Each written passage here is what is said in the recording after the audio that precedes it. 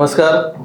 आज आपल्या महाराष्ट्राचे लाडके मुख्यमंत्री आदरणीय देवेंद्रजी फडणवीस साहेब तसेच दिवंगत लोकनेते स्वर्गीय अजितदादा पवार यांच्या संयुक्त जयंतीनिमित्त आपण पिंपरी चिंचवड शहरामध्ये महापौर वैद्यकीय सहायता कक्ष सुरू केलेला आहे. या कक्षाचे उद्घाटन आयुष्मान भारतचे प्रमुख माननीय डॉक्टर ओमप्रकाशजी शेटे साहेब यांनी उद्घाटन केले आत्ताच. या उद्घाटनाप्रसंगी शहरातील आमदार माननीय उमाताई खापरे तसेच माननीय अमितजी गोरखे, माजी प्राधिकरण अध्यक्ष आमचे मार्गदर्शक सदाशिव खाडे सर, तसेच पिंपरी चिंचवड महानगरपालिकेच्या उपमहापौर शर्मिलाताई बाबर, स्थायी समिती अध्यक्ष अभिषेक भाऊ बारणे, पक्षनेते प्रशांत भाऊ शितोळे, भाजपाचे शहराध्यक्ष शत्रुघ्न बापू काटे, शिवसेनेचे गटनेते विश्वजित भाऊ बारणे, तसेच सरचिटणीस मोरेश्वर भाऊ आहेत आणि वैशालीताई आहेत, मधुकरजी आहेत आणि आमच्या मातोश्री अनुराधाताई गोरखे आहेत, वहिनी सुप्रियाताई आहेत, भगिनी माईताई आहेत आणि बोराटेताई आहेत आणि सर्व पत्रकार बंधूंनो, सर्वांचं मनापासून हार्दिक स्वागत करतो. पूर्ण होऊन द्या मग तुम्ही विचारा ना. वाक्यामध्ये चुकीचं वाक्य आलं म्हणून मी तुम्हाला इकडे करतोय. जर माफी असं झालं की दोघांची जयंती संयुक्त जयंती म्हणून त्यात बोलले. ओके ते फक्त तुमची माफी मागून तुम्हाला दिलगिरी माझी. तर आपल्याला सर्वांना माहिती आहे, पिंपरी चिंचवड शहर हे खूप झपाट्याने वाढलेत आलेलं शहर आहे आणि पुढे पण भविष्यात कामगार नगरी म्हणून प्रसिद्ध आहे. तर उपचारासाठी बऱ्याच आपल्या समाजातील गरीब घटकांना प्रायव्हेट हॉस्पिटलचं बिल परवडत नाही किंवा त्यांना उपचार घ्यायची बऱ्याच वेळा कठीणाई होती.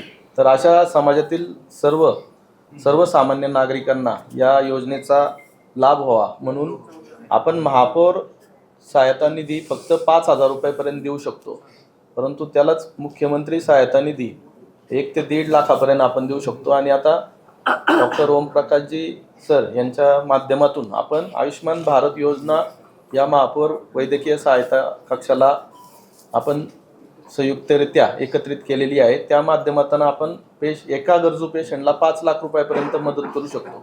आणि ही योजना त्या एकदम सोप्या प्रकारे कशी राबवण्यात येईल त्यासाठी आपण या कक्षामध्ये कायमस्वरूपीचे 2 कर्मचारी किंवा जे आरोग्यदूत, आपण शहराचे आरोग्यदूत त्यांना म्हणू, त्यांची नेमणूक केलेली आहे.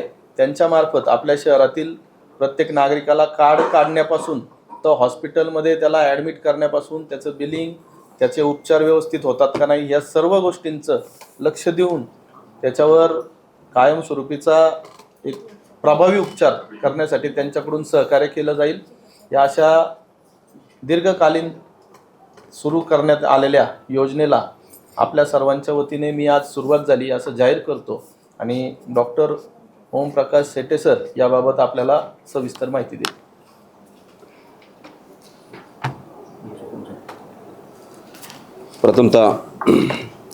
प्रथमतः राज्याचे मुख्यमंत्री आदरणीय देवेंद्रजी फडणवीस साहेब यांच्या वाढदिवसानिमित्त आज या कक्षाची उद्घाटन झाले असं उद्घाटक या नात्याने मी जाहीर करतो. आदरणीय स्वर्गीय उपमुख्यमंत्री अजितदादा यांना त्यांच्या जयंतीनिमित्त भावांजली आदरांजली वाहतो.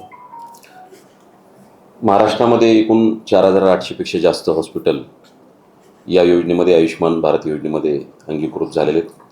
माझी पत्रकारांना एक विनंती की या योजनेचा प्रचार आणि प्रसार करण्यामध्ये सगळ्यात मोठा वाटा आपला आहे. राज्याच्या कानाकोपऱ्यामध्ये जात असताना प्रत्येक ठिकाणी या योजनेची जागृती करण्याचं काम पत्रकारांनी करावं अशी नम्र विनंती त्यांना करतो. त्याचं कारण आहे की महाराष्ट्र एक युनिव्हर्सल मोडवरती चालणारं किंवा पाश्चिमात्य देशाच्या ज्या पद्धतीनं उपचारासाठी आपण 100% लोकांना लाभ देतो त्या पद्धतीनं हे मॉड्यूल 28 जुलै 2023ला हा जरी शासन निर्णय निर्गमित केला असेल तरी प्रत्यक्ष राबवण्यासाठी जुलै 2025पासून साधारणतः या योजनेच्या एकत्रीकरणाला सुरुवात झाली. आणि कालच्या फेब्रुवारीच्या अधिवेशनमध्ये माननीय मुख्यमंत्र्यांच्या हस्ते या योजनेचा TMS 2.0 ट्रान्झॅक्शन मॉड्यूल सिस्टीम जे प्रधानमंत्री जन आरोग्य योजना आणि महात्मा ज्योतिराव फुले जन आरोग्य योजना एकत्र डिसेंट पद्धतीनं राबवण्यासाठी, ट्रान्सपरंटपणे राबवण्यासाठी आपण याच्यामध्ये सुरुवात केली आहे. आणि याच्यामध्ये राज्यात कधी नव्हे तो कधी काळी 500 कोटी रुपयापेक्षा जास्त निधी या योजनेला नव्हता. 450 हॉस्पिटल गेल्या 2014 ते 19च्या कार्यकाळामध्ये मी या योजनेवरती वन ऑफ दी डायरेक्टर होतो आणि मुख्यमंत्री वैद्यकीय सहायता कक्षाचा प्रमुख होतो. एकत्रितरित्या काम करत असताना चॅरिटेबल हॉस्पिटलच्या हाय पॉवर कमिटीवर देखील मेंबर म्हणून काम करण्याचं भाग्य लाभलं. आणि माझ्या हे लक्षात आलं की सगळ्यात मोठी महाराष्ट्रामध्ये सगळ्यात मोठी स्ट्रेंथ पुणे या शहर आणि जिल्ह्यामध्ये आहे आणि त्यातली त्यात PCMCच्या महानगरपालिकेमध्येही सगळ्यात मोठी स्ट्रेंथ आहे. अवेलेबल असलेल्या स्ट्रक्चरचा वापर खूप चांगल्या पद्धतीने व्हावा यासाठी आज एक चांगलं निमित्त मात्र म्हणून माननीय मुख्यमंत्र्यांचा वाढदिवस कशा पद्धतीनं साजरा करायचा हे रवी भाऊंनी ज्यावेळेस आमच्याशी चर्चा झाली, एका कार्यक्रमात शंकरभाऊ जगतापांनी हा कार्यक्रम एक आरोग्य सेवेचा केला होता, तेव्हा आमची चर्चा झाली आणि आज मूर्त स्वरूपाला सुरुवात झाली. मला या गोष्टीचा आनंद आहे की शेवटच्या घटकांपर्यंत या योजनेचा लाभ देण्यासाठी ज्या महत्त्वपूर्ण आम्ही निर्णय घेतलेत, या राज्यामध्ये 12.5 कोटी जे लोक आहेत ज्यांचं राशन कार्ड पांढरं, पिवळं आणि केशरी या तिन्ही राशन ज्यांच्याकडं अवेलेबल आहे, या लोकांना यासाठी उपचार करण्यासाठी आम्ही पूर्णतः मदत करतो. मात्र एकच आहे की राशन कार्ड हे अपडेट असलं पाहिजे. 12 अंकी त्याचा जो कोड आहे तो जनरेट झाला पाहिजे. कारण केंद्राची अशी कुठली योजना नाही आहे किंवा कुठली यंत्रणा नाही की ती स्वतःच्या यंत्रणेच्या मार्फत लाभार्थ्यांना आयडेंटिफाय करेल. त्यामुळे फूड अँड सप्लाय डिपार्टमेंटच्या माध्यमातून जो काही डेटा येतो तो आम्ही NHAकडे पाठवतो आणि NHA तो अपलोड करतो. या प्रोसेसला साधारणतः 3 महिन्याचा वेळ जातो. परंतु दरम्यानच्या काळामध्ये कोणी रुग्ण ॲडमिट झाला तर PVTG कार्ड जे काही आम्ही निर्माण करतो, समजा त्यांचं नसेलच तहसीलदाराचं प्रमाणपत्र घेऊन वगैरे, त्यासाठी वेगळी यंत्रणा आम्ही आमच्या कॉल सेंटरला किंवा आमच्या हेड ऑफिसला वरळीच्या जीवनदायी भवनला आम्ही बसवलेली आहे. परंतु ह्याचा अर्थ हा नाही की कारण 50% पर्यंत सध्या आमचा उद्दिष्टांक पूर्ण झालेला नाही आहे आयुष्यमानच्या कार्डचा. आणि मला खात्री आहे की जे पत्रकार महोदय आहेत, ह्या पत्रकार महोदयांचीच कार्ड बऱ्याचपैकी तयार नसतात. म्हणजे आता आयुष्यमान सारथीचा आम्ही ॲप दिला आहे. म्हणजे मी काही पत्रकार परिषदेला सामोरं गेल्याच्यानंतर मी म्हटलं की प्रश्न त्यांनीच विचारायचा ज्यांनी आयुष्यमानचं कार्ड आहे. फक्त 20 म्हणजे 100 पैकी 20 लोकांना प्रश्न, ते म्हणले नाही साहेब आमचं कार्ड. दुर्दैव हे आहे की प्रत्येकाला वाटतं की मी कुठं आजारी पडणार आहे, पण वेळ आणि काळ ह्या गोष्टी, आजार हा अपघाती असतो, तो कधी सांगून येत नाही. त्यामुळे माझी विनंती की आपण सगळ्यांनी हे करावं. आता मला वाटतं आयुष्यमानमध्ये व्हॉट्सअपचे फीचर्स आपण सगळेजण वापरतो, अगदी ग्रामीण भागातल्यापासून शहरी भागापर्यंत. त्यामुळं आयुष्यमान सारथीचा आम्ही एक नंबर, पण ऑथेंटिक नंबर, हा केंद्र सरकारचा राज्य सरकारचा एकत्रित आहे. त्यावरती तुम्ही क्लिक केलं की तुम्हाला स्वतःचं कार्ड जनरेट करून घेता येतं. आमचा टोल फ्री क्रमांक पण आहे. टोल फ्री क्रमांक सगळ्यात शेवटला सांगतो. आज आम्ही गेल्या टर्ममध्ये 2024 पर्यंत 1700 हॉस्पिटल खाजगी आणि शासकीय याच्यावर सहित होते. परंतु आज 2500पेक्षा जास्त हॉस्पिटल हे प्रायव्हेट आहेत आणि बाकीचे 2300च्या आसपास शासकीय हॉस्पिटल आहेत. त्यामुळं 4800 हॉस्पिटलचा याच्यामध्ये समाविष्ट करण्यात आला आहे. 1356 पॅकेजेस कधी काळी होते, आज 2399 म्हणजे दुप्पट पॅकेजेस केलेत. आम्हाला हे मान्य होतं की याच्यामध्ये बरेचसे हॉस्पिटल्स हे पैसे घेत होते. त्यामध्ये आम्ही आमच्यामध्ये स्वतःमध्ये सुधारणा करण्याचा निर्णय घेतला आणि पॅकेज वाढवण्याबरोबर पॅकेज दुरुस्त करण्यासाठी, त्याचे रेट रिवाईज करण्यासाठी आम्ही कमिटी स्थापन केली. गत वर्षी 1 एप्रिल 2025ला या दोन्ही योजनेचा पहिला अध्यक्ष होण्याचं भाग्य पूर्वानुभव असल्यामुळं मला लाभलं आणि त्यामध्ये 17 एप्रिलला आपण एक कमिटी स्थापन केली कमिशनरांच्या अंतर्गत. आणि त्या कमिटीवरती आपल्या पुणे शहरातून बी चांगले नामांकित हॉस्पिटलचे प्रतिनिधी होते. या व्यतिरिक्त प्रायव्हेट मेडिकल कॉलेजचे प्रतिनिधी होते, पब्लिक हेल्थ डिपार्टमेंटचे होते, मेडिकल एज्युकेशनचे होते आणि डीम्ड टू बी युनिव्हर्सिटीचे प्रतिनिधी. ह्या सगळ्यांनी 2-3 महिन्याच्या कार्यकाळामध्ये चांगला अभ्यास करून सप्टेंबरला या योजनेची नियामक परिषदेची बैठक आम्ही माननीय मुख्यमंत्र्यांच्या अध्यक्षतेखाली वर्षा बंगल्यात झाली आणि त्यामध्ये ह्या 2399 पॅकेजेसला मान्यता देण्यात आली. मला सगळ्यात जास्त या योजनेची सगळ्यात मोठी अचिव्हमेंट ही वाटते की फक्त ही 5 लाखापर्यंत क्लब करून तिथपर्यंत आम्ही थांबलो नाही, तर माननीय मुख्यमंत्र्यांनी कॉर्पस निधीसाठी एक वेगळी फंड्स तयार करून घेतला आणि आता राज्यातल्या प्रत्येक नागरिकांना liver transplant, heart transplant, bone marrow ट्रान्सप्लांटचे तिन्ही प्रकार, म्हणजे हॅपोलो, ॲलोजेनिक, ॲटोलोगस आहे, या तिन्हीला टावी आणि TMAR हे सगळे असे 9 प्रकार याच्यामध्ये समाविष्ट करण्यात आलेत आणि 10 लाखापासून 22 लाख रुपयाचा फंड्स याच्यासाठी आम्ही देतो आहे. आणि मला आनंद वाटतो की या पहिले आम्ही पेशंट इथं ज्युपिटरमध्ये केला, DY पाटीलमध्ये होतो. तुमच्या प्रेमायसेसमध्ये असलेल्या हॉस्पिटलची माहिती तुम्हाला नसते, परंतु आमच्या भागातील म्हणजे महाराष्ट्र आमचा आहे सगळा पूर्ण, परंतु मी भरपूर पेशंट या ठिकाणी आणून या ठिकाणी ट्रान्सप्लांट आपण करतोय. बोन मॅरो ट्रान्सप्लांट करण्यासाठी अनेक युनिट महाराष्ट्रामध्ये आहेत. सह्याद्री हॉस्पिटल आहे, आता ज्युपिटर वगैरे हे सगळी हॉस्पिटल इथं फार मोठी स्ट्रेंथ या शहरामध्ये आहे. मला सांगायला आनंद वाटतो की महाराष्ट्रामध्ये सगळ्यात जास्त हॉस्पिटल्स या ठिकाणी एमपॅनल 367 हॉस्पिटल या जिल्ह्यामध्ये एमपॅनल आहेत. आणि गतवर्षी 54,934 पेशंट आम्ही एका वर्षामध्ये करू शकलो. या ठिकाणी 175 कोटी रुपयाचा निधी यासाठी देता आला. मला अपेक्षित आहे पुढच्या वर्षी, कारण रुग्ण जास्त व्हावेत अशी माझ्या मनामध्ये हे नसते, परंतु काळाबरोबर अनेक रुग्ण असतात, त्यामुळं जास्तीत जास्त शेवटच्या घटकांपर्यंत लाभ देण्यासाठी आम्ही प्रामाणिक प्रयत्न करू. आज महापौर रविभाऊ लांडगे यांच्या संकल्पनेतून आणि विविध योजना एकत्र करून त्यांची काही मुलं आमच्या हेड ऑफिसला त्यांना आम्ही ट्रेनिंग दिलं आहे. मला मान्य आहे की पहिल्या दिवशी 100पैकी 100 पेशंट होणार नाहीत, यामध्ये चिकाटी लागते. कारण मुख्यमंत्री वैद्यकीय सहायता कक्षाचा मी ज्यावेळेस प्रमुख झालो त्यावेळेस गत काळात मी ज्यावेळेस नजर टाकली त्यावेळेस 40,53,00,000 रुपये फक्त जास्तीत जास्त निधी गेला होता. यातले बहुतांश आम्ही जे असू द्यात, तुम्ही स्वतः असू द्यात, रविभाऊ असू द्यात, सगळे ताई, आपण सगळेजण त्या काळामध्ये लाखो लोकांना मदत करू दिली. परंतु त्या सुरुवातीच्या दिवशी फक्त माझ्याकडे 3 लोक आले होते आणि शेवटच्या दिवशी 1,000पर्यंत गेली होती. यासाठी चिकाटी लागते, सातत्य लागतं. आणि आपण सातत्याने बसून लोकांच्या प्रश्नामध्ये जर आपला हेतुशुद्ध असेल तर लोकांना न्याय देता येतो.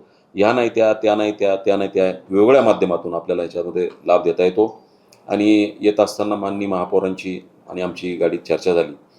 आम्हाला वेळेवरच कार्यक्रम सुरू करायचा होता, परंतु अचानक आम्हाला समजलं की राज्याचे प्रथम नागरिक माननीय मुख्यमंत्री महोदय या ठिकाणी येऊन पुढे जात आहेत, म्हणून आम्ही तिथे थांबून परत इकडे आलो. म्हणून आम्हाला थोडासा उशीर झाला, त्याबद्दल आम्ही दिलगिरी व्यक्त करतो. परंतु राज्यामध्ये मला वाटतं आहे की या महानगरपालिकेला एक वेगळं महत्त्व आहे. चाफेकर बंधूंपासून इतिहास काढला तर फार मोठा आहे. मोरया संस्थांचं यांचं एक वेगळा दबदबा आणि या ठिकाणी असलेल्या इंडस्ट्रीयल जी ग्रोथ आहे ती आशिया खंडात नंबर 1ची असल्याप्रमाणे आहे. त्यामुळं या ठिकाणी विकास ही होणारी प्रक्रिया आहे. कुठल्या सरकारच्या काळामध्ये कमी प्रमाणात होते, कुठल्या सरकारच्या काळामध्ये मोठ्या प्रमाणात होते. परंतु आरोग्य हा असा विषय आहे की आरोग्याच्या बाबतीत मात्र कुठलाही भेदभाव होऊ नये. किंबहुना ह्या त्यांच्या सर्व कार्यकाळामध्ये खूप चांगल्या पद्धतीनं सेवा झाली, अशा पद्धतीने व्हावी. आम्ही 25,000ची मदत मुख्यमंत्री वैद्यकीय सहायता 3 लाखापर्यंत दिली. आणि आज आम्ही आयुष्मानच्या माध्यमातून एका चांगल्या दोन्ही महात्मा फुले आणि आयुष्मानच्या माध्यमातून 5 लाखापर्यंतचा लाभ आम्ही दिला. साधारणतः 5,400 कोटी रुपयाचा निधी या योजनेसाठी. निधीची कमतरता नाही तर काम करण्याची कमतरता आहे. त्यामुळं आज या ठिकाणी आम्ही इथं आलो आहे.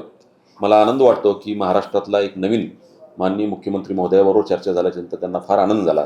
3-4 दिवसापूर्वी रविभाऊंनी त्यांच्याशी चर्चा केली की ही स्कीम आता इंडिव्हिज्युअल होण्यापेक्षा डिसेंट्रलाइज व्हायला पाहिजे. कारण डिसेंट्रलाइज झाल्याशिवाय शेवटच्या घटकांपर्यंत न्याय मिळणार नाही. त्यामुळे श्रेयवादाच्या कुठल्या लढाईत न पडता आम्ही ह्याला डिसेंट्रलाइज करून आज महाराष्ट्रातला पहिला महापौर वैद्यकीय सहायता कक्षाची स्थापना पिंपरी चिंचवडमधून आम्ही सुरुवात केली. यानंतर आम्ही नागपूर, नवी मुंबई वगैरे सगळ्या ठिकाणी करणार आहोत. त्यामुळं मी आपल्या सगळ्या ह्याला शुभेच्छा देतो. आणि आज मुद्दामून पहिला कक्ष असल्यामुळं की दायित्व घेतो की या ठिकाणी कुठला शॉर्टफॉल पडला तर आमच्याकडे मुंबईमधल्या भरपूर NGO आहेत, रोटरीसारखे आहेत, टाटा ट्रस्टसारखे आहेत. हे कसं क्लब करून या ठिकाणी जास्तीत जास्त लोकांना याचा लाभ कसा देता येईल याचा प्रामाणिक प्रयत्न करत राहील. धन्यवाद. एक टोल फ्री नंबर आहे आमचा, तेवढा तुम्हाला हे घेऊन टाका. नंतर रविभाऊंना काही दिवसामध्ये टोल फ्री नंबर आम्ही हे करून देऊ. 1800 आयुष्मानचा आमचा टोल फ्री नंबर आहे. 1800-233-2200. याच्यातला कुठलाही अक्षर चुकू नका, नाही तर मला फोन येतात की तुम्ही चुकीचा नंबर दिला, असं झालं आहे. त्यामुळं विनंती, माझं मुखोद्गत आहे ते, त्याच्यामुळं 1800-233-2200 हे आमचे कॉल सेंटर आहे. 50च्या आसपास मुलं या ठिकाणी बसलेले असतात. 24 तास यंत्रणा कार्यरत असते. आणि या व्यतिरिक्त आयुष्मानचा जो ॲप आहे तो ओपन केला, त्यामध्ये तुम्ही जर ह्या ठिकाणी बसला असाल तर या ठिकाणी क्लिक केलं की जवळचे हॉस्पिटल तुम्हाला रेड सिग्नलमध्ये दिसतील की त्याच्यात GPS यंत्रणा आहे की कुठल्या हॉस्पिटलला कुठं जायचं काय नाही. क्लिक केलं तर आपल्याला ते जवळच्या जवळ हे करता येतं. असे अनेक प्रयोग झाले आणि करू. यामध्ये सुधारणा असेल तर निश्चित तुमच्या सूचना स्वागतार्ह आहेत. त्यामुळं ह्या योजनेचा जास्तीत जास्त लाभ घ्यावा. लाभ घेण्यासाठी रेशन कार्ड अपडेट असणं आवश्यक आहे. शहरात जवळपास राज्यात अनेक असे ज्येष्ठ नागरिक आहेत ज्यांचं थंब होत नाही म्हणून रेशन कार्ड अपडेट होत नाही. त्यांच्यासाठी काय, त्यांना तर योजनेचा लाभच घेता येतो नाही, असं काही नाही आहे. PVTG कार्ड हे आता तुम्हाला हे फक्त तुम्ही वयस्कर व्यक्तींना सांगतात, परंतु अतिशय मध्यम वयातले जे व्यक्ती आहेत, तरुण व्यक्ती, त्यांच्यासाठी आधार कार्ड नाही हे नाही आहेत. आयुष्यमान कार्ड नाहीत आणि राशनमध्ये नावं नाहीत. इवन म्हणजे बोलू नये की बांगलादेशी लोक काही काळ येऊन त्यांनी त्यांचे परमनंट कुठल्या पद्धतीनं राशन कार्ड अपडेट करून घेतले होते ते आपण हे केले.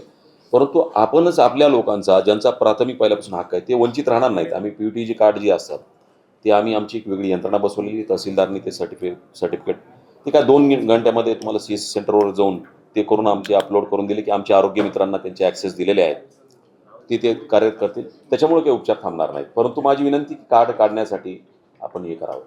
आणि वयस्कर व्यक्तींचे त्यांना ॲडिशनल हे एक गोष्ट आहे वयस्कर व्यक्तींचा आणलं तुम्ही तर की 5 लाख रुपये जे 70 वर्षाच्या वरचे व्यक्ती तुमच्या घरामध्ये असेल तर त्यांना 5 लाख रुपये माननीय मोदीजींनी एक ॲडव्हान्टेज म्हणून त्यांना 5 लाख रुपये ॲक्सेस दिलेले आहेत. त्यामुळं 5 लाख + 5 लाख मला वाटतं बहुतांश कुटुंबियांमध्ये 70 वर्ष वयाच्या पेक्षा एक व्यक्ती असतात त्यांना ॲडिशनल 5 लाख रुपये. आपण महापौर इथं मध्यवर्ती कार्यालय म्हणून इथं केलेलं आहे. म्हणजे आपले आता रुग्णालय जे आहेत ते विविध भागात आहेत, तर त्या ठिकाणी काही आपल्याला तसं विचार करता येईल किंवा काही अनुषंगाने आपण विचार करणार आहोत का, जेणेकरून अतिशय सुलभ पद्धतीनं हे होईल. कारण रुग्णांना तिथून इथपर्यंत येणं किंवा त्यांच्या नातेवाईकांना इथे येणं, कारण अशा वेळेला नातेवाईकांवरती एक प्रेशर असतं की आपण उपचाराकडे लक्ष द्यायचं तर म्हणून हे कागदपत्र आहे. तर त्या ठिकाणी आपल्याला काही असं व्यक्ती ठेवणं शक्य होईल का? आता सध्या जे 2 आपले आरोग्यदूत आहेत, मनोज शिंदे आणि अभिजित पानखेडे, हे स्वतः जेवढ्या त्यांच्याकडं उपचारासाठी मागणी आलीत स्वतः जाऊन प्रत्येक हॉस्पिटलमध्ये जाऊन स्वतः हजर राहून त्या प्रत्येक रुग्णाची चौकशी करून त्याचं ॲडमिशन करून त्याला चांगला उपचार भेटावा म्हणून मनापासून प्रयत्न करतात ते. आणि जवळजवळ 100% त्यांनी प्रत्येक रुग्णाला न्याय देण्याचा प्रयत्न केला आहे. जर मुख्यमंत्री सहायता निधीतून त्यांना मदत नाही करता आली तर धर्मादाय ट्रस्टमधून सुद्धा एक मोठं ऑपरेशन असलं तर त्यांना सुद्धा 5 लाख रुपये मदत करण्यात त्यांना यश आलं. शिवाय मोफत औषधोपचार त्यांनी करून दिला. तर आता 2 आरोग्यदूत आपण सुरुवातीला नेमलेले आहेत कायमस्वरूपी. जर भविष्यात रुग्णांची संख्या वाढली तर आपण त्याबाबत नक्कीच विचार करून अजून आरोग्यदूत वाढू. आमचे आरोग्य मित्र प्रत्येक हॉस्पिटलच्या तिथं समोर आयुष्यमानचं काउंटर आहे, तुम्ही कधी चेक करू शकता. आणि त्या ठिकाणी आमचे आरोग्य मित्र हे आम्ही पे करून हे केलेले असतात, त्यामुळं ते आहेतच. पण यापेक्षाही हे जे येतं पेपरलेस आहे, पेपर कागदोपत्र कुठं जमा करायचं नाही, तिथंच ऑनलाईन सगळं ऑन दी स्पॉट सगळं ते सबमिशन करायचं. आता हॉस्पिटलला सगळे अधिकार दिलेले आहेत आणि 2399 पॅकेजेस आहेत. त्यामुळं जेवढं काही पेपरलेस आणि लोकांना पूर्ण ॲक्सेस देण्याचा आमचा प्रयत्न आहे आणि तो ऑलरेडी ऑनगोईंग आहे. आणि यांचे 2 जे आरोग्य मित्र आहेत इतकं करूनही काही टेक्निकल एरर येतात किंवा कागदपत्राचं सबमिशन जसं आता यांनी सांगितलं की अशा पद्धतीनं नसतात, तर ते करण्यासाठी या आरोग्य मित्रांनी आमच्या हेड ऑफिसला सगळी ट्रेनिंग घेतलेली. त्यामुळं त्याच्यामध्ये काही जे रुग्ण वंचित राहण्याची शक्यता असते त्यांना न्याय देण्यासाठी हे आरोग्य मित्र काम करतात. यामध्ये फक्त शस्त्रक्रियेसाठीचा खर्च केला जातो का वर्षानुवर्ष लागणारे जे काही मेडिसिन औषध उपचार असतात त्यात पण खर्च? नाही, ते कुठल्याही सरकारला शक्य होणार नाही. तुम्ही समजून घ्या, डायबिटीज आणि BP ह्या ज्या गोष्टी आहेत किंवा अनेक रुग्णांना अशा असतात की आपल्या सवयीमुळं याच्यामुळं की डेली मेडिसिन्स घ्यावा लागतात. ते डेली मेडिसिन्स आमच्या या योजनेमध्ये नाही आहेत. योजनेत रुग्ण ॲडमिट झाल्यापासून डिस्चार्ज होईपर्यंत त्यांना आम्ही पूर्ण फूड्सपासून मेडिसिनपर्यंत सर्जरीपर्यंत आम्ही देतो. खाजगी जी हॉस्पिटल आहेत त्याच्यावर शासनाचं नियंत्रण असतं. हॅलो सर, बस खरं बस बरं बस हां हां. खाजगी हॉस्पिटल आहेत त्याच्यावर शासनाचं नियंत्रण असतं किंवा विधानसभेची बरीच चर्चा झाली आहे. तर आमच्याकडे 5 आमदार आहेत, 1 खासदार आहेत. तर ह्या लोकांवर तुम्ही काही जबाबदारी टाकणार आहे की नाही की काही हॉस्पिटलवर तुम्ही बघा, कारण त्याचं किंमत देत नाही. ते तुमचे काय 10-15% करायला पाहिजे. धर्मालय आहेत तरी नोंद झालेली हॉस्पिटल असतात, पण त्यांच्यावर मालदोडेपणा कमी करण्यासाठी शासन काय करणार आहे? आपण आपल्या शहरामध्ये स्वर्गीय लक्ष्मण भाऊ जगताप हेल्थ डेस्क शहरातील संपूर्ण हॉस्पिटलांमध्ये आता उभारण्यात येणार आहे. त्या माध्यमातून संपूर्ण रुग्णांची जी उपचार पद्धती आहे ती आधुनिकरित्या करण्यात आपल्याला यश येईल. त्यांच्या खाजगी हॉस्पिटलवरती आम्ही हे जे आयुष्यमान सारथी किंवा आयुष्यमानचं पोर्टल आहे तुम्ही ऑनलाईन चेक केलं तर याच्यावरती ग्रीव्हन्स दाखल करण्यासाठी हे असतात आणि आम्ही ताबडतोब त्याची नोंद घेतो. त्यामुळं आमची यंत्रणा आहे, त्याचा उपयोग कसा करायचा हे बघा. आणि लोकप्रतिनिधींनी आज ज्या पद्धतीने कार्यक्रम घेतला त्या अर्थी ते 10 पावलं पुढे आलेले आहेत. आणि यातून येणाऱ्या काही जर तक्रारी असतील तर निश्चित आम्ही त्यांची दखल घेऊ. ऑनलाईन तक्रार करायला या पोर्टलवरती तुम्ही गेलात त्याच्या ॲक्सेस आहे तुम्हाला. मोशी दुर्घटनेत जे जखमी झाले होते त्यांना याचा काही लाभ आपल्याकडनं घेता आलाय का किंवा त्यांना काही लाभ? नाही, याच्यामध्ये काय रुग्णाची अशी कुठली कॅटेगरीच नाही, म्हणजे कुठलाही रुग्ण याच्यामध्ये ॲडमिट होऊ शकतो. म्हणजे असे राज्याच्या मुख्यमंत्र्यापासून झोपडपट्टीतला प्रत्येक व्यक्ती ह्या योजनेसाठी पात्र आहे. त्यामुळं याच्यामध्ये बायफर्गेट करून आम्ही असं काहीच हे नाही त्याच्यामध्ये. बायफर्गेट नाही, पण आत्ताची दुर्घटना झाली तर त्यातल्या जखमींना याचा लाभ घेता आला का किंवा त्यांना आपल्याला देता आला असा प्रश्न नाही, तक्रार आली असती तर मग काय कळायचं. हा, आता ते जर आले तर त्यांना नक्कीच नाही, पण कुठलेही असू द्या, त्यांनी जर समजा काय असेल असं तुमच्या निदर्शनाला असेल तर बिलकुल सांगा, आम्ही त्याच्यात काय. तक्रार नाहीये, मी विचारतोय माहितीसाठी. नाही, असं आहे. अशी दुर्घटना ज्यावेळेला घडते तर तिथं या योजनेचा लाभ घेता बिलकुल बिलकुल बिलकुल ॲक्सिडेंटचं ते कव्हर आहे याच्यामध्ये. ॲक्सिडेंट पण कव्हर आहे. तो ॲक्सिडेंट कुठल्या पद्धतीनं असेल. हां, जेजुरीच्या त्या दुर्घटनेतले कव्हर केले आपण. ॲक्सिडेंट ह्याच्यामध्ये कव्हर आहे, काही असं हे नाही. सर, जसं की तुम्ही म्हणालात की मुख्यमंत्री योजना जी आहे सहायता योजना, त्या दोन्ही या सहायता योजनाला आयुष्यमान सारथी आणि महात्मा फुले योजना इंटरकनेक्ट केलेली आहे. तर महात्मा फुले योजनेमध्ये प्रायर ज्या पेशंटला ऍडमिट केलं जातं आणि पेशंटला ऍडमिट केल्यानंतर आता जसं आपल्या या योजनेमध्ये म्हणालो की आपल्याला पिवळं, केसरी आणि पांढरं हे तिन्ही कार्ड अप्लिकेबल आहे. पण काही वेळात असं होतं की महात्मा फुले मध्ये त्याला अप्लिकेबल केलं जात नाहीये. तर आता ह्या योजनेमध्ये तसं काही होणार आहे का? बरेच असे पेशंटच्या तक्रारी आहेत की त्याला शेवटी बिल भरावंच लागतं आणि महात्मा फुले योजनेमध्ये तुम्ही बसत नाहीये असं म्हणून तो डिस्चार्जच्या वेळेस दर भटकतो आणि तो बाहेर पडतो पैसे भरून. प्रश्न असा आहे, योजनेचा लाभ घेताना सुरुवातीला 2 प्रोसेस आहे त्याच्यामध्ये. रुग्ण आल्याच्या नंतर तो सस्पेक्टेड असतो, समजा एखाद्याला छाती दुखते किंवा मॅसिव्ह हार्ट अटॅक आहे आणि त्या पद्धतीनं त्याची अँजिओग्राफी करेल तर अँजिओग्राफीला पैसे घेतात सुरुवातीला. पण त्याच्यामध्ये जर आयडेंटिफाय झालं की 2 ब्लॉकेज आहेत, 3 ब्लॉकेज आहेत किंवा जास्त आहेत आणि CABG म्हणजे ओपन हार्ट सर्जरी करायची वगैरे, तर त्यावेळेस आपण त्याचे प्रिऑज जनरेट करतो ते डॉक्टर. आता ते सगळे अधिकार आम्ही त्यांना दिलेले आहेत.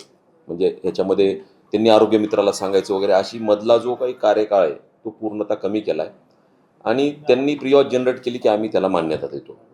त्यामुळं हे सगळं कॅशलेस योजना आहे. आणि ह्याच्यामध्ये कोणी बदमाशी करत असेल, कारण काय आता मी फार छाती ठोकपणे ह्यासाठी सांगू शकतो की योजनेतले लूपहोल्स होते. 2013-14 ही योजना सुरू झाली आणि तेलंगणा म्हणजे आंध्र प्रदेशची आम्ही कॉपी पेस्ट करून तत्कालीन सरकारने, हेतू चांगलाच होता, काही विषय नाही, की राजीव गांधी जीवनदायी योजना हे नामकरण करण्यात आलं आणि योजना ताबडतोब लॉन्च करायची होती तत्कालीन सरकारला, म्हणून त्यांनी चांगल्या हेतूने ती कॉपी पेस्ट करून हे केली. पण त्यानंतर 2013 पासून ते 26पर्यंत 25पर्यंत 12 वर्षामध्ये पॅकेजेस ज्या पद्धतीने वाढले, उपचार पद्धती वाढल्या. फक्त 1356 होते, आम्ही 2399 केले. 1.5 लाखापर्यंत होतं, 5 लाखापर्यंत केलं. CABG पहिले 1,20,000 रुपये पॅकेज होतं, आम्ही 2.5 लाखाच्या आसपास केलं. कॅन्सरचे सगळे पॅकेजेस आम्ही रिवाईज केले. जे काही बालकांच्या शस्त्रक्रियांचे जे काही दर होते ते सगळे आम्ही रिवाईज केले. त्यामुळं 95% रेट रिवाईज झालेले आहेत. म्हणजे जसं की तुम्ही म्हणता की रेट रिवाईज झाल्यामुळे हा लाभ प्रत्येकापर्यंत मिळू शकतो. 95% 98% लोक. हा पहिलं होतं ना, बेसिक हॉस्पिटल पण कमी एमपॅनल होते, 1700 होते, आज 4800 हॉस्पिटल आहेत, म्हणजे 5000च्या आसपास हॉस्पिटल आहेत. त्यामुळं आज अवेअरनेस करायला ही पत्रकार परिषद आहे, लक्षात घ्या. आणि याच्यामध्येही तुम्हाला काही वाटलं, सूचना असतील, सातत्याने मी आज जाहीर केलं किंवा पहिला कक्ष आहे, त्यामुळं मी जबाबदारी घेतो की यात समजा 2-3 गोष्टीतून काही गोष्टी होत नाही आहेत काही. जसं आम्ही ह्याच्यामध्ये मुंबईत योजना चालवत असताना त्यावेळेस मुख्यमंत्री वैद्यकीय सहायता कक्षाचा प्रमुख असताना ज्ञानपुष्प नावाची DY पाटील जे हॉस्पिटल नेरूळचं, त्यांनी स्कीम केली होती की कुठलाच कागद नाही, त्याला ते एक अर्ज भरून ते उपचार द्यायचं, म्हणजे हेतू शुद्ध आहे. आणि ते आम्ही कन्सेप्ट सगळा त्यांना दिला होता. माननीय मुख्यमंत्र्यांनी त्या कक्षाचं उद्घाटन केलं होतं. त्यामुळं हे आता आमचा इथून पुढचा या कक्षाची संलग्न आलेला रुग्ण वापस जाऊ नये याची पुरेपूर आम्ही काळजी घेऊ. दुसरा प्रश्न असा आहे की सर, जसं माननीय महापौर साहेबांनी म्हटलं की या योजनेमध्ये आम्ही 2 दूत म्हणजे आरोग्य दूत नेमलेले आहेत. तर आता अशी अडचण निर्माण होऊ शकते की 2 दूत हे म्हणजे सफिशियंट नाही. कारण का की ऑनलाईन असे किती आहेत की 50% पेक्षा लोक आहेत की त्यांना ऑनलाईन कळतच नाहीये, सारथी वगैरे अजूनही ते सारथी तिथंच गेले नाही, जाणार पण नाही. तर तसं तुमचं पण म्हणणं आहे की आपण कॅशलेस बऱ्यापैकी केलं पाहिजे आणि कोणाची मनमानी तिथे चालणार नाही, हे अगदी खरं आहे.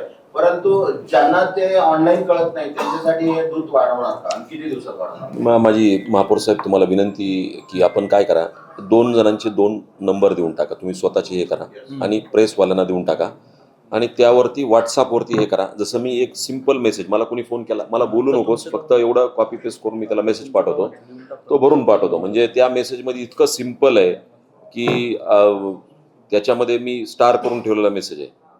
त्यामध्ये हॉस्पिटलचं नाव, पेशंटचं नाव वगैरे अशा पद्धतीने सगळं हे केलेलं आहे. त्याचा मोबाईल नंबर, आयुष्यमानचं कार्ड, संबंधित रुग्णालयाचं वगैरे नाव, तेवढा साधा व्यक्ती देखील तो भरून हे करू शकतो. आणि मग त्यांना ती पण ट्रेनिंग आम्ही देऊन टाकू की कशा पद्धतीनं हे करायचं ते. म्हणजे लोक इथं नाही आलेत, कारण तुमचं म्हणणं बरोबर आहे की साईटवरती कोणीतरी आहे, ते कसं येणार की इथं ॲडमिट करायचं पेशंट का तुमच्याकडे यायचा. त्यामुळं मोबाईलचा ॲक्सेस, आधुनिक तंत्रज्ञानाची जोड देऊन त्या पद्धतीनं करू. ऑनलाईन कोणाला कळणार नाही. 2 मोबाईल नंबर त्यांना तुमच्या स्वतःच्या ह्यानी, म्हणजे काय होतंय, माझं तुमच्या स्वतःच्या ह्यासाठी म्हणतोय की महानगरपालिकेचे परमनंट नंबर त्यांना देऊन टाका. म्हणजे सत्ता तर होते, बरेचशी मुलं सोडून जातात, हे जातात, त्यांच्यावरती मोबाईल जायला नको, कारण ते प्रसार एवढा होतो. ते बरोबर आहे. महानगरपालिकेचे प्रस्थापित नंबर जर आमच्यापर्यंत मिळाले. सर, आपण आता म्हटले मुख्यमंत्र्यांपासून तर झोपडपट्टीवासियांपर्यंत योजना आहेत आपल्याकडे. याच्यामध्ये एक योजनेची कमतरता मला जर असेल ते स्पष्ट करा. ट्रान्सजेंडर जे आहेत त्यांच्या ऑपरेशनला खूप मोठा खर्च लागतो, तर त्याची काही तरतूद आपल्याला यामध्ये करता येईल का? ट्रान्झिस्टरला करण्यासाठी का? नाही. सर, काय काय ठिकाणी टाईप केलेले जे हॉस्पिटल आहेत तिथं आता लोक आर्टिफिशियल सगळ्या काही गोष्टी करतात, IVF साठी मागतात मला, बरं का. काही गोष्टी आम्हाला मर्यादा आहेत, म्हणजे सार्वजनिक ठिकाणी बोलता येणार नाही. आता ते आजार असेल तर आपण बिलकुल करू, त्याच्यात काही शंका नाही. आजार ह्या प्रक्रियेला पूर्ण समाविष्ट करण्यात आले. परंतु खर्च खूप मोठा आहे. नाही, आले होते आमचे, मी स्वतः NGO त्यांच्या लोकांसाठी करतो ना, त्यासाठी विचारला प्रश्न. आपण तृतीयपंथीयांना ह्याच्यामध्ये समाविष्ट करून घेतलंय, परंतु ते करण्यासाठी नाही, ट्रान्सजेंडर नाही, ते नाही. आणि ते तुम्हालाही संयुक्तिक वाटणार नाही, कारण आपण काही गोष्टीला बळ देऊ नये किंवा काही करू नये असं माझं.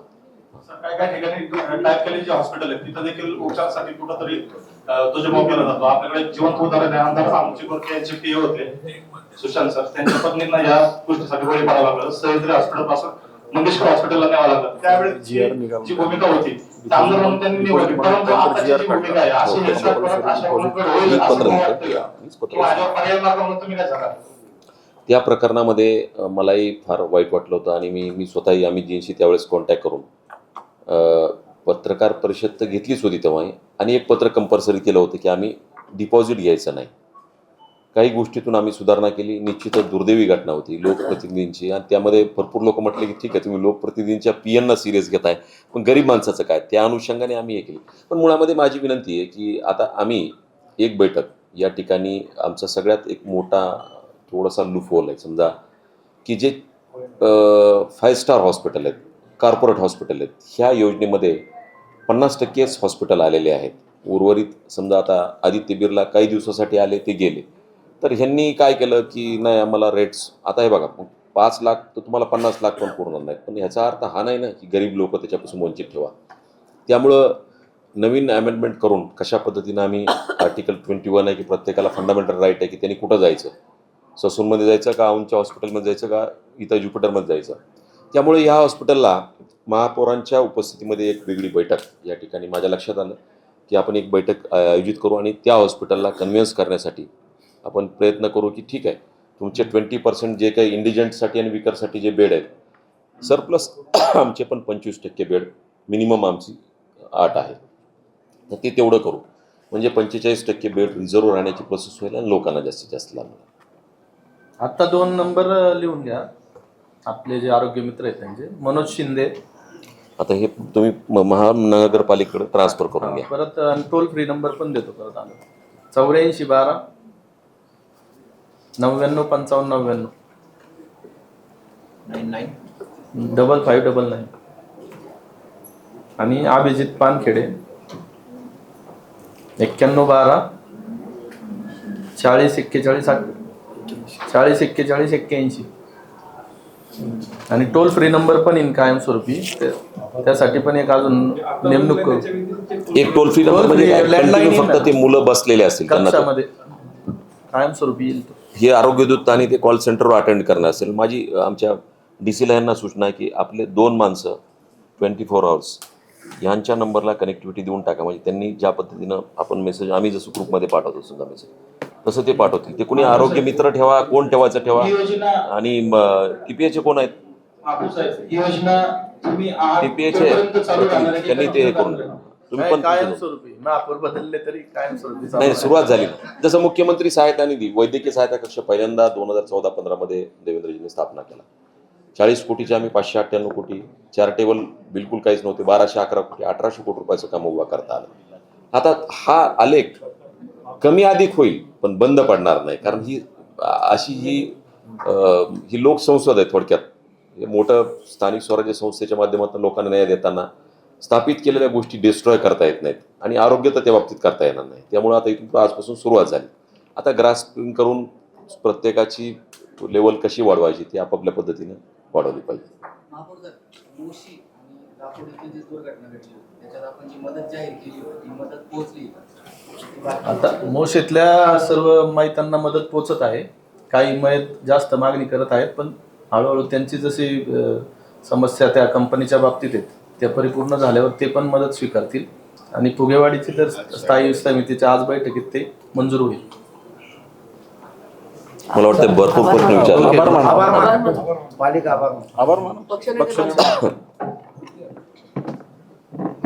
आज आपण सर्व आदरणीय राज्याचे मुख्यमंत्री देवेंद्र भाऊ यांच्या वाढदिवसानिमित्त या ठिकाणी माननीय महापौरांच्या संकल्पनेतून जो वैद्यकीय सहायता कक्ष उभारण्यात आला त्याचं उद्घाटन म्हणून आपल्याला शेट्टी साहेब या ठिकाणी उपस्थित राहिले. मी सर्वात प्रथम तुम्हाला आमच्या शहरातल्या शहराध्यक्ष असतील, आमचे सर्व चारी आमदार असतील, आम्ही पदाधिकारी नगरसेवक असू या वतीने मी तुमचा आभार व्यक्त करतो. यामध्ये आमचे आमदार अभिजित गोरखे असतील, उमाताई शंकर शेठ जगताप, महेशदादा लांडगे अध्यक्ष, आमचे शत्रुघ्न कोकाटे, आमचे महापालिकेचे पदाधिकारी, आमचे सर्व सहकारी आणि विशेषतः आज दिवंगत उपमुख्यमंत्री आदरणीय दादांच्या प्रतिमेला आपण अभिवादन करून या ठिकाणी या उपक्रमाला सुरुवात केली. त्यामुळं विशेष म्हणजे आज जरी दादांची पहिली जयंती असताना हे 2 योगायोग मागच्या वेळेचे खूप चांगले होते, परंतु दुर्दैव आहे की शहरामध्ये आज दादांच्या या आठवणींना खरंच आपल्याला उजाळा द्यावा लागतो. कारण की या शहरात साहेब दादांच्या आठवणी खूप आहेत. त्यामुळे आपणही त्याला उजाळा दिलेला आहे सर्वांनी. मी त्यांनाही अभिवादन या निमित्तानं करतो. मी सर्व पत्रकार बंधू प्रतिनिधींचे ही योजना शहरातल्या प्रत्येक घटकापर्यंत जाण्यासाठी मी शेट्टी साहेबांना आपण सर्वजण अनेक वर्षापासून परिचित आहे आणि तळागाळातून सहकार्य करण्याची ज्यांची भावना आहे अशा मुख्यमंत्र्यांच्या विचारातून ही 2014 रोजी ज्यांच्या संकल्पनेतून ही अंमलात आली ते शेट्टी साहेब आहेत आणि त्यांनी प्रमुख म्हणून आणि असलेल्या त्रुटी कशा पद्धतीने दूर करता येतील या पद्धतीचं मार्गदर्शन आपल्याला केलंय.